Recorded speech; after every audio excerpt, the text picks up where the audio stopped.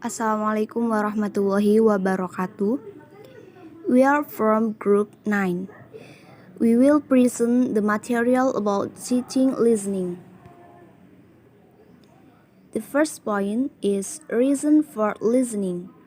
First, to understand what people are saying to them in English, either face to face, on TV or on the radio, in theater and cinema, CD or other record media. Second, good pronunciation models, in other words, and the more students listen, the better they get not only at understanding speech but also at speaking themselves. The second point is different kinds of listening. A distinction can be drawn between intensive and extensive listening. Extensive listening is to encourage them to go to English language films with subtitles. As they hear the English dialogue, the subtitles helps them understand. As they understand, they will, to some extent, absorb the language they hear. Intensive listening is different from extensive listening in that student listening specially in order to work on listening skills and in order to study the way in which English is spoken. It usually takes place in classroom or language laboratories and typically occurs when teachers are present to guide students through any listening difficulties and point them to areas of interest. We will discuss both listening level, listening skill, and listening principles. For the first is listening level. Teachers have to decide whether what they listen to should be authentic or not. An authentic speech is speech not spoken just for language learners. In other words, it is language spoken for native or competent speakers of English, with no concessions made for the learner. Much recorded speech on the radio or on the internet.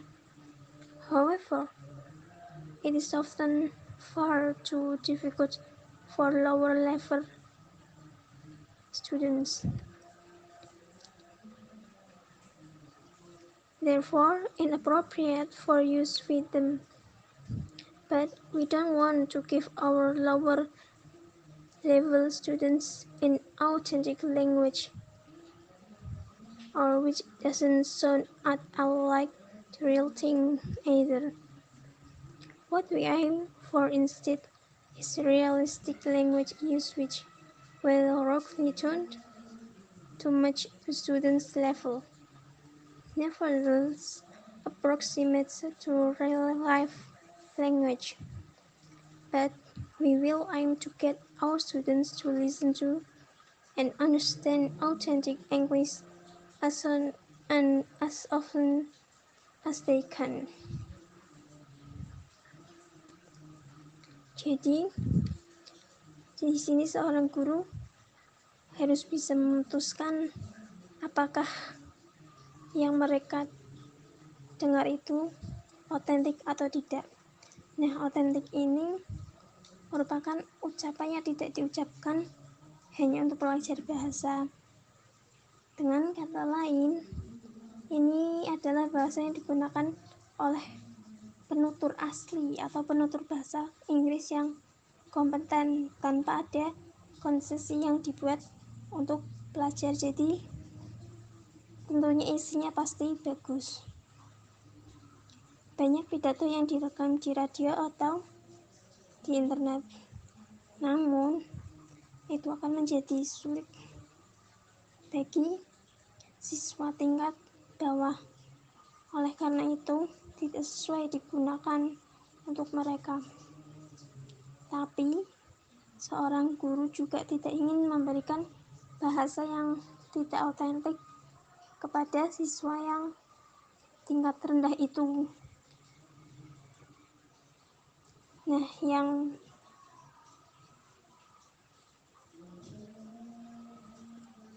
seorang guru tujukan itu membuat siswa mendengarkan dan memahami bahasa Inggris otentik, secepat, dan sesering mungkin.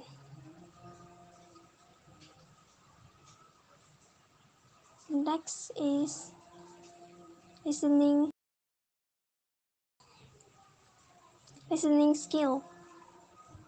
Students need to be able to listen to a variety of things in a number of different ways.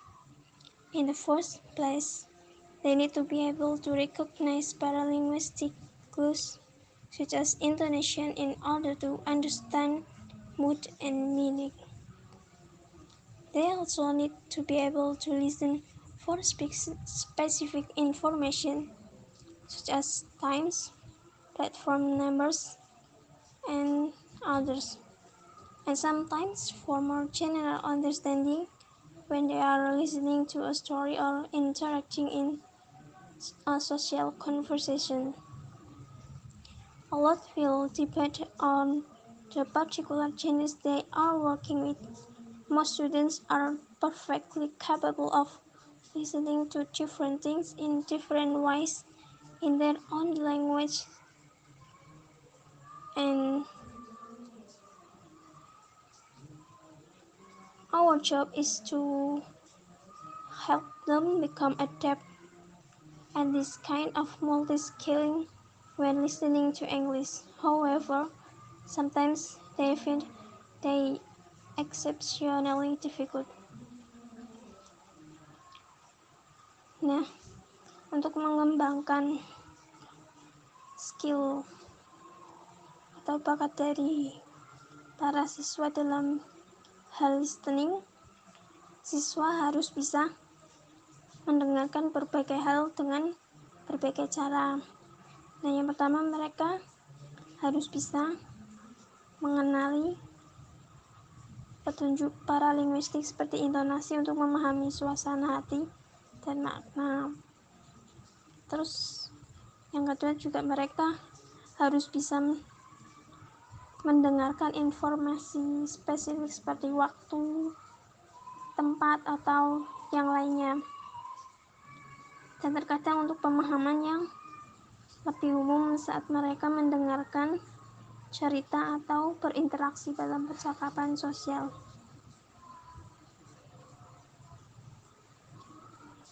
Sebagian besar siswa mampu mendengarkan berbagai hal dengan cara yang berbeda dalam bahasa mereka sendiri. Nah, tugas dari seorang guru adalah membantu mereka menjadi mahir dalam multi-skilling semacam ini ketika mendengarkan bahasa Inggris. Walaupun terkadang ini terasa sulit, tapi seorang guru harus bisa membantu mereka untuk mengembangkan skill dalam listening ini. Selanjutnya yaitu ada listening principles. Di sini ada 6 principles dalam listening. For the first principle, 1. Encourage students to listen as often and as much as possible. One of our main tasks, therefore, will be to use as much listening in class as possible and to encourage students to listen to as much English as they can via the internet, podcasts, CDs, tapes, and others. Asas yang pertama itu, imbaulah siswa untuk mendengarkan sesering dan sebanyak mungkin. Jadi tugas seorang guru itu gunakan aktivitas mendengarkan sebanyak mungkin dan berikan motivasi untuk siswa supaya mendengarkan bahasa Inggris sebanyak mungkin, bisa melalui internet, podcast, CD, kaset, atau yang lainnya. Selanjutnya, principle 2. help students prepare to listen. Students need to be maturity to listen. This means that they will need to look at pictures, discuss the topic, or read the question first. For example, in order to be in a position to predict what is coming, this is not just so that they are in the right frame of mind and are thinking about the topic, but also so that they are engaged with the topic and the text and really want to listen. Yang kedua ini, bantulah siswa bersiap untuk mendengarkan. Nah, siswa itu perlu persiapan untuk mendengarkan. Nah, seorang guru bisa membantu mereka dengan memperlihatkan gambar, mendiskusikan topik, atau membaca pertanyaan terlebih dahulu, misalnya agar dapat memprediksi apa yang akan didengarkan nantinya.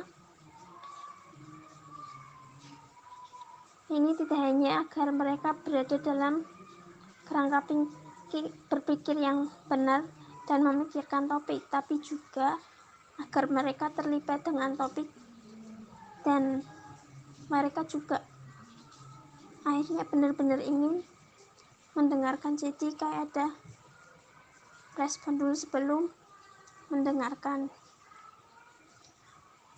Selanjutnya, principle 3. Once might not be enough. There are almost no occasions when the teacher will play an audio track only once. Students will want to be here again to pick up the things they missed the first time, and we might well want them to have a chance to study some of the language features on the tab.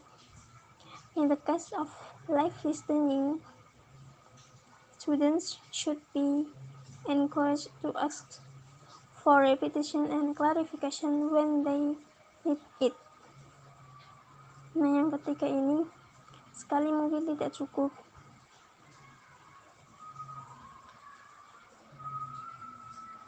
Biasanya itu kan siswa akan kurang jika seorang guru memainkan track audionya sekali saja. Nah, seorang guru ini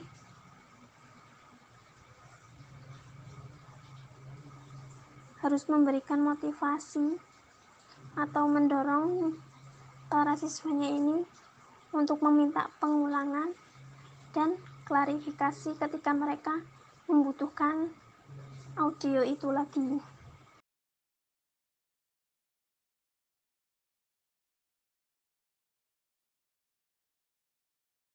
For the next is principle 4. Encourage students to respond to the content of our listening, not just to the language. An important part of a listening sequence is for teachers to draw out the meaning of what is being said, listen what is intended, and find out what impression it makes on the students. Questions such as, do you agree with what they say? And did you find the listening interesting? Why? Are just as important as questions like, what language did she use to invite him? However, any listening material is also useful for studying language use and a range of pronunciation issues.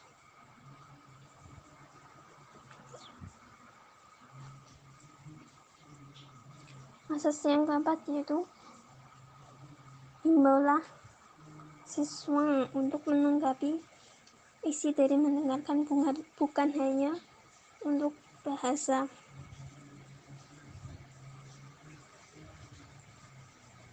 Bagian penting dari urutan mendengarkan adalah menggambarkan artinya apa yang dikatakan, pahami apa yang dimaksudkan, dan cari tahu kesan apa yang ditimbulkannya.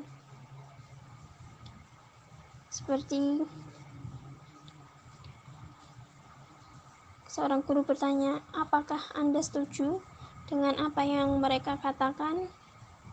Dan apakah Anda menemukan sesuatu yang menarik setelah mendengarkan itu?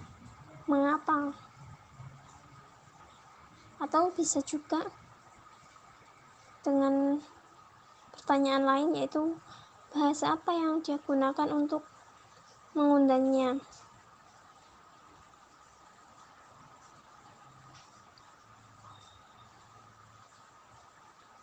Jadi itu yang bisa digunakan guru untuk mengetahui bagaimana pemahaman siswa dari isi listening itu. For the next principle 5, different listening stages demand different listening tasks. For a first listening, the task may need to be fairly straightforward and general.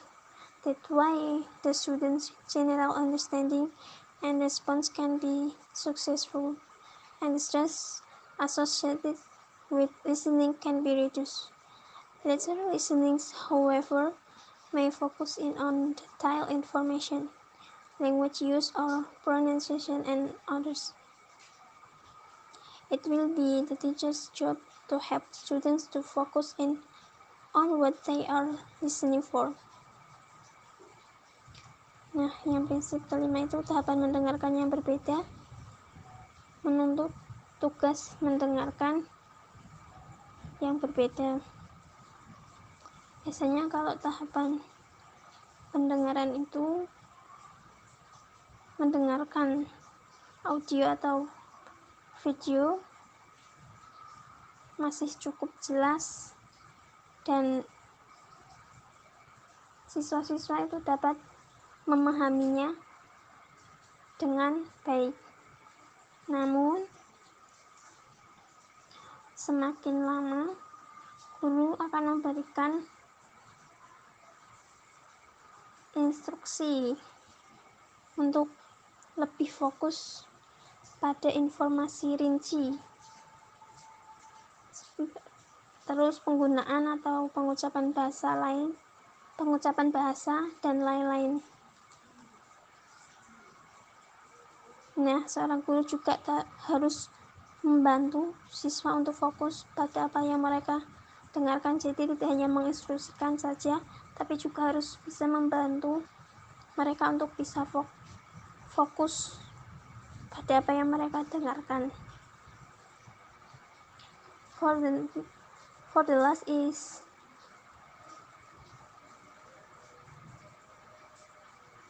good teachers exploit listening tasks to the full.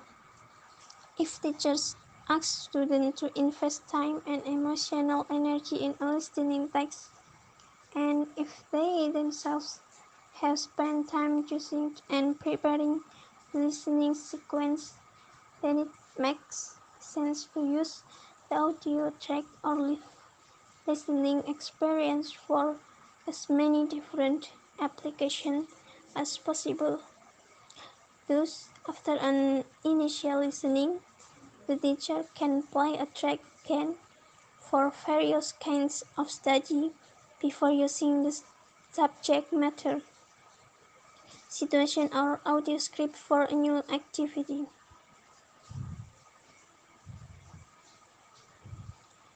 Yang keenam ini, guru yang baik mampu memanfaatkan teks mendengarkan sepenuhnya. Jadi, selain ada audio, juga bisa memanfaatkan teks.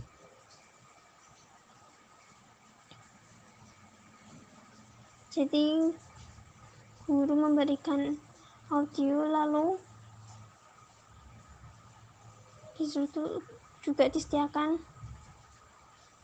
teks listening dan para siswa mengerjakan dengan mendengarkannya.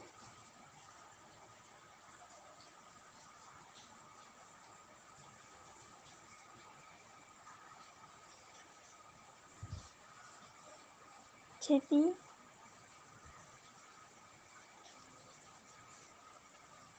guru memutar kembali jika ada yang masih kurang.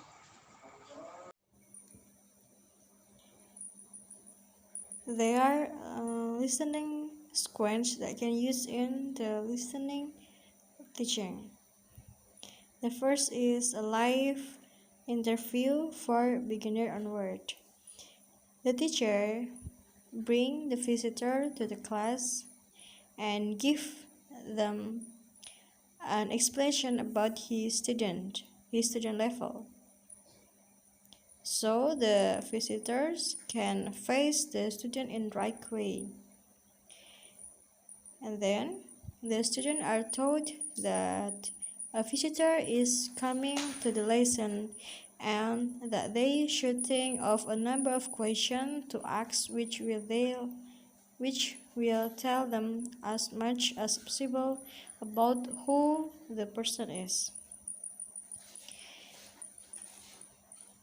For live listening to work well, students need to have parts to help them, such as "I'm sorry, I don't understand," and "Could you repeat that you just said," or "Are you saying?" The second one is buying ticket for pre-intermediate. It allows the student to predict what they will hear and involves both general and detailed comprehension work. In this activity, students should have an idea of what the conversation they are going to hear about. The example of the conversation is, you can look at our PowerPoint. And after listening the conversation, the student listen again to slot in a various key language item in blanks from the audio script. And you can look at our PowerPoint. And for the last one is pre-recorded authentic interview narrative for upper intermediate. The first, you can show the picture to the student and ask them to speculate about the context of the text. And then they look at some question about the contained in the audio before they hear her speak or hear the audio. And then the student discuss the question and try to predict the answer. Student check the answer, perhaps in pairs, and then the teacher may decide to play the audio track again if they have had difficulty catching the main point of the story. This activity is good to make the students attention to some of the vocabulary that used in the story. And another useful of this activity is to make students retell the story, because the retelling is a good way to fixing some of the language in students' mind. The first is jigsaw listening. Jigsaw listening works because it gives students a purpose for listening and a goal to aim for solving the mystery or understanding all the facts. However, it officially depends on whether students have access to 3 different types of CD player or computer delivered listening material. Mendengarkan jigsaw ini bertujuan untuk mendengarkan dan untuk memecahkan misteri dan memahami semua fakta, semacam memecahkan teka-teki yang terdapat dalam komputer atau yang disampaikan melalui komputer. The second is message taking. Students listen to a phone message being given. They have to write down the message on a message pad. There are many other kinds of message that students can listen to. For example, they may hear a record message information about what films are at a cinema, and they then have to decide which film to go to. They might hear the message on an answer phone or a gallery guide or message about how to place an order. In each case, they have to respond in some way. Di message taking ini, siswa itu mendengarkan pesan yang diberikan, kemudian mereka menuliskan pesan itu di papan pesan. Misalnya mereka mungkin mendengar informasi tentang film apa yang diputar di bioskop, jam berapa, genre apa, dan seterusnya. Terus kemudian mereka memutuskan film mana yang akan ditonton. The third is music and sound effect. Although most audio track consists of speech, we can also use music and sound effect.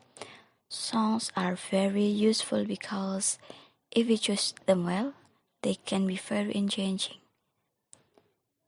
Students can fill in the blank in a song lyric, rearrange line or verses, or listen to song and say what mood or message they convey. Musik dan efek suara. Lagu sangat berguna karena jika kita memilihnya dengan baik, itu akan sangat menarik perhatian siswa. Siswa dapat mengisi kosong-kosong yang terdapat dalam lirik lagu, menyusun ulang baris, atau mendengarkan lagu dan mengatakan suasana hati atau pesan yang mereka sampaikan. The fourth is news and other radio genre. Students listen to a news broadcast and have to say which topic from a list occur in the bulletin and in which order. They then have to listen for details about individual stories. If the news contains a lot of fact and figure, students may be asked to convert them into chart or graph form.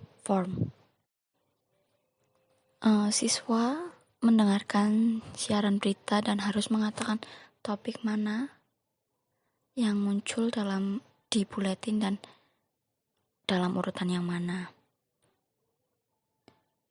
Dan kemudian mereka harus mengatakan detail tentang cerita news tersebut. Putri or puisi. Putri can be used in a number of ways. Students can listen to poems being read aloud and say what mood they convey. They can hear a poem and they try to come up with an appropriate title. They can listen to a poem which has no punctuation and put in commas and full stops where they think they should occur. Puisi ini dapat digunakan dalam berbagai cara. Siswa dapat mendengarkan puisi yang dibacakan dengan lantang dan mengatakan suasana hati yang mereka sampaikan.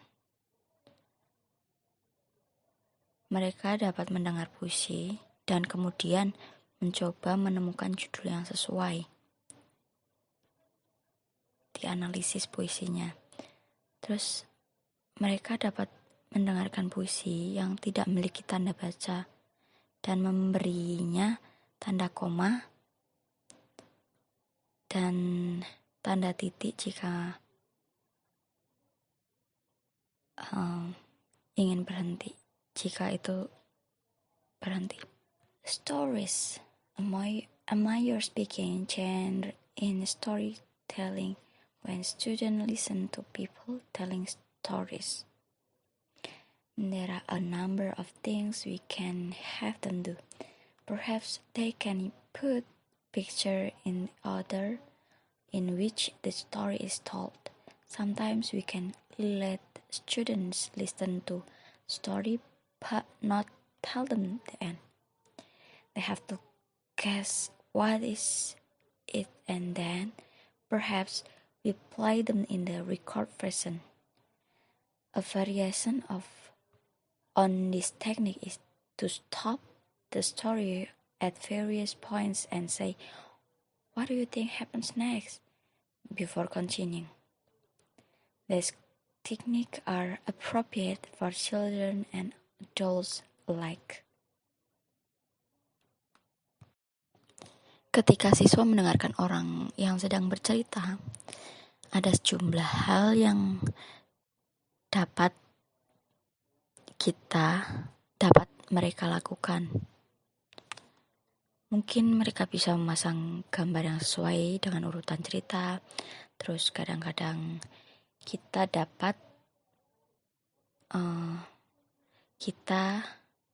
menyuruh siswa mendengarkan sebuah cerita tapi tidak memberitahu mereka endingnya. Terus mereka harus menebak apa itu endingnya, dan mungkin kita dapat memutar cerita tersebut dalam versi rekamannya. Variasi teknik ini adalah menghentikan cerita di berbagai titik dan mengatakan, "Menurutmu apa yang terjadi selanjutnya?" sebelum melanjutkan cerita tersebut. Teknik ini sangat cocok untuk anak-anak dan orang dewasa. Itu akan menimbulkan rasa penasaran mereka dan menggugah mereka untuk lebih aktif. Monologues. Various monologue genres can be used for different listening tasks. For example, we can ask students to listen to lectures and take notes. We can get them to listen to Vox Pop interviews where 5 different speakers say when they think about the topic, and the student have to match the different speakers with different opinion. We can listen to dramatic of comic monologues and ask the student to say how the speaker feels. We can have them listen to speeches and get them to identify what the subject is and what the speaker thinks about it. Monolog. Berbagai genre monolog dapat digunakan untuk, misalnya kita bisa meminta mahasiswa untuk mendengarkan ceramah dan mencatat. Terus kita juga dapat mendengarkan monolog, drama, atau komik dan minta siswa untuk menceritakan bagaimana perasaan pembicara atau speakers. Siswa juga dapat mendengarkan pidato di pesta pernikahan, perpisahan, pembukaan, dan lain-lain. Dan mereka dapat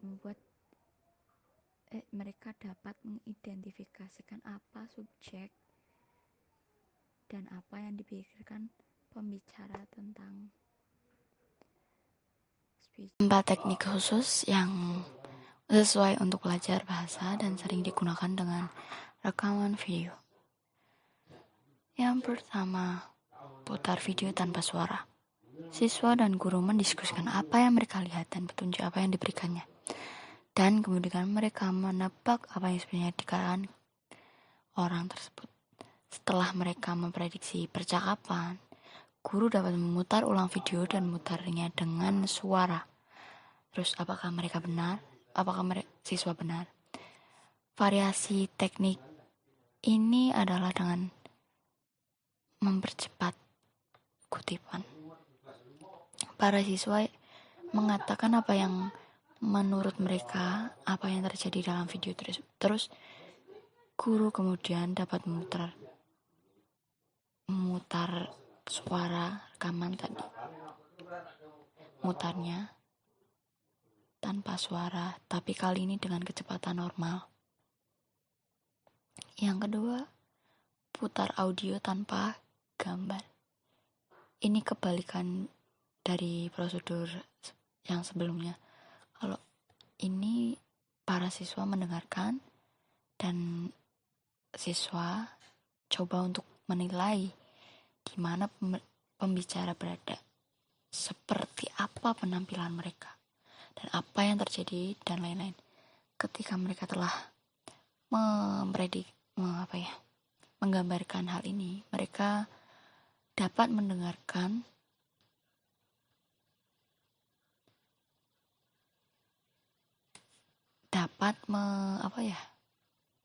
menggambarkan visual, terus diputarkan visual tersebut. Terus apakah mereka benar atau tidak? Yang ketiga adalah divide the class in half. Freeze frame. Guru menekan tombol jeda dan bertanya kepada siswa apa yang akan terjadi selanjutnya. Bisakah mereka menebak apa yang akan terjadi selanjutnya?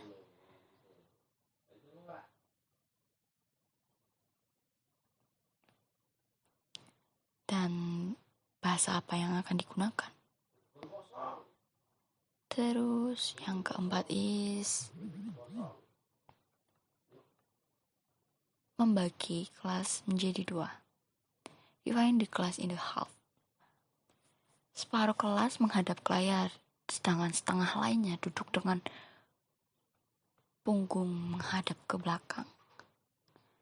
Setelah